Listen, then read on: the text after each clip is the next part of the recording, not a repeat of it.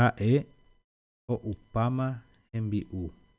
Hae ho'upama hembi'u. A tradução disso seria: ele já comeu toda a comida dele. Hae ho'upama hembi'u. Ele já comeu toda a comida dele. He kokambuhai. He kokambuhai. Qual seria a tradução desta frase? Que gostosa essa coalhada. Eu acredito que seja coalhada, seria o leite coalhado. Então nós temos hai, quer dizer, quando nós falamos aqui hai, quer dizer azedo. Kambu é leite. Então kambuhai, leite azedo. Literalmente a frase: é gostoso esse leite azedo, ou está gostoso, ou que gostosa essa coalhada. Reterei nerembiu.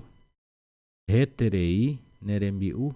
Reparem que re quer dizer gostoso. Então, reterei nerembiu seria: sua comida é muito gostosa. Reterei nerembiu, sua comida é muito gostosa. Mavapa ijavu hina pepe.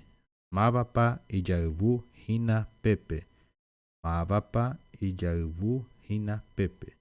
A tradução desta frase seria: quem é que está bagunçando aí? Repassando: Hae ho'upama hembi'u. Ele já comeu toda a comida dele. He kokambuhai. Que gostosa essa coalhada. Heterei nerembi'u. Sua comida é muito gostosa. Mavapaijavu hina pepe. Quem é que está bagunçando aí?